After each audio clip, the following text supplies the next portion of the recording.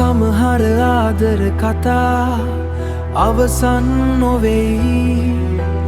ඒවනි හඬ පෙන් හිතේ සදා රැඳෙනවා. පැවසූ නැති ආදරේ තවමත් තියෙනවා. අහිමි ප්‍රේමය නාමයෙන් මම ජීවත් වුණා. ඔබට නොදැනී හිතෙන්